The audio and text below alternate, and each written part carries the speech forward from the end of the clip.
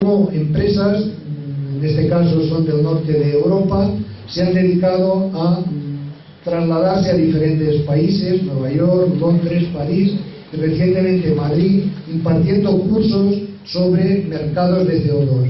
Comentábamos el día que llegamos aquí con el doctor Acosta cuáles pueden ser los nuevos enfoques de una escuela como la suya.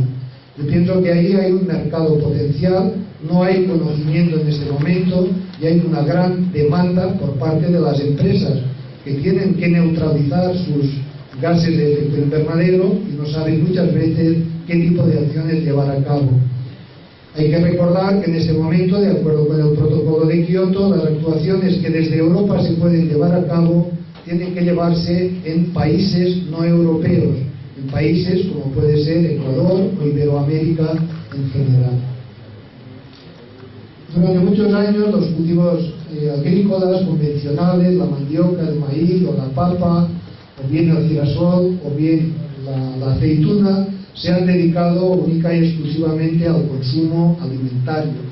Pero lógicamente esa situación del cambio climático hace que muchos de ellos se vean con un potencial para cultivos energéticos. Pero fíjense que llama la atención que en cada uno de los grupos, caracterizados por su riqueza en hidratos de carbono, en proteínas o en aceite, hay alguno que se escapa. Por ejemplo, el arroz no se suele considerar dentro de los cereales, tampoco la papa dentro de los ricos en hidratos de carbono, o el olivo en zonas mediterráneas, donde es muy importante, no se considera dentro, a pesar de su alta riqueza, para los cultivos energéticos. El debate está servido, es decir, la agricultura debe dedicarse a producir alimentos o debe dedicarse también a producir energía.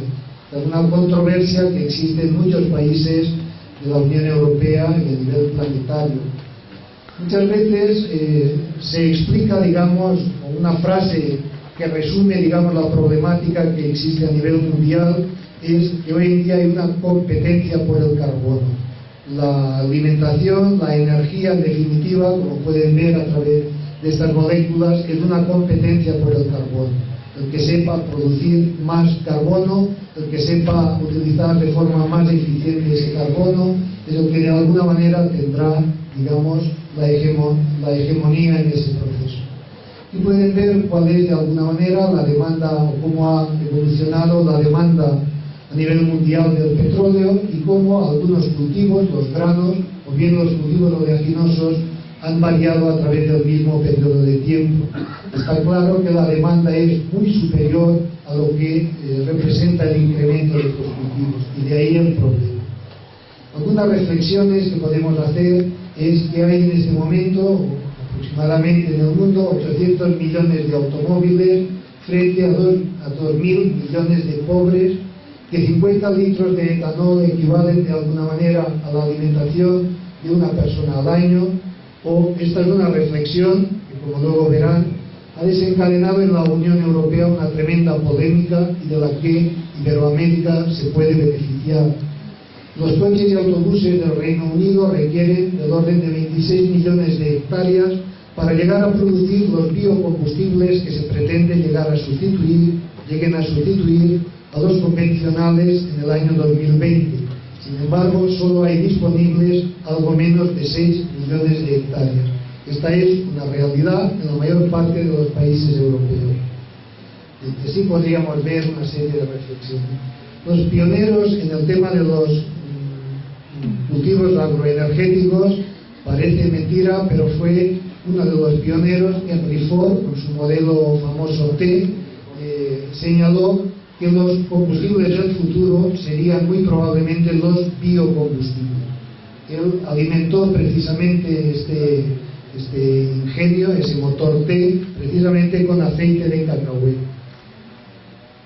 Algunas reflexiones de cómo realmente se contempla el tema de los combustibles en distintos países.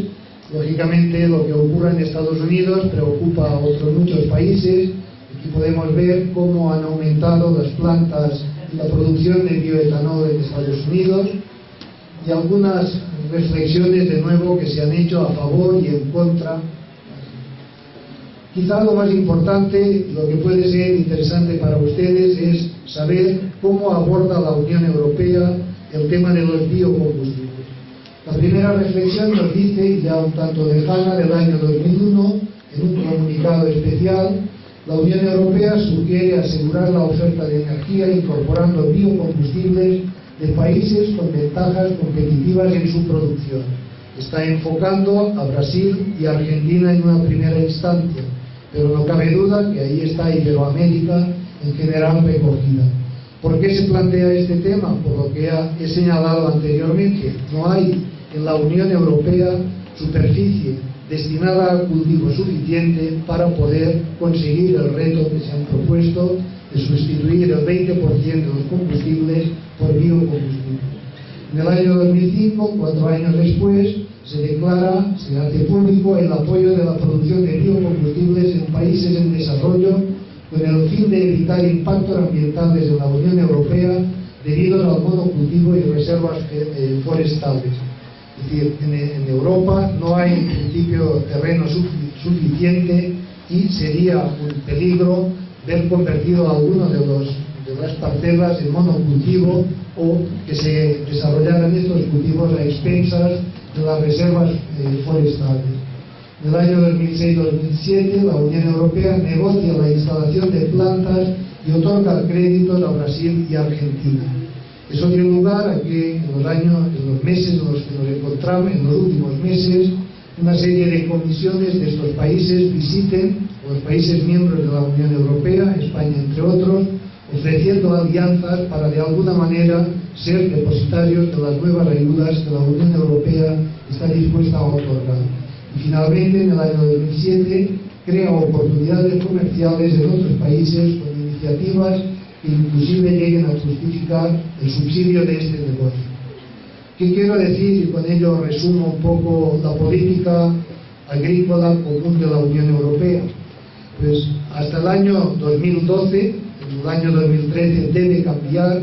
Los agricultores europeos están recibiendo, agricultores y ganaderos, un importante subsidio, muchas veces por no cultivar, por abandonar superficies cultivadas. Lógicamente, muchos de los países de reciente incorporación a la Unión Europea han reclamado señalando que eso no es posible. Y eso obliga de alguna manera, ha obligado a dos cosas. Lo que por un lado se ha denominado el chequeo médico de la PAC. Ese chequeo, esa revisión concluyó el día 20 de noviembre del año pasado y a una revisión a partir del año 2013. ¿Qué es lo que se espera en Europa a partir del año 2013?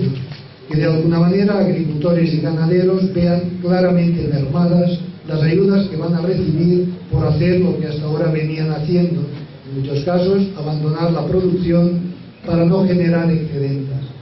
Como compensación, para mantener la renta de los agricultores y ganaderos, que se espera de alguna manera otorgarles nuevas rentas, considerando de alguna manera que el agricultor y ganadero debe pasar a ser un cuidador del medio ambiente. Debe poner en práctica una serie de nuevas formas de enfocar la producción y para ello va a recibir una serie de ayudas. Pero una parte de las ayudas que va a dejar de recibir el agricultor o ganadero español o europeo en general van a ir destinadas precisamente a estas iniciativas que acabo de comentar. Hay inversiones en países iberoamericanos para de alguna manera fomentar la producción de biocombustibles. De alguna manera se pretende, dicho de forma muy resumida, sustituir las importaciones de petróleo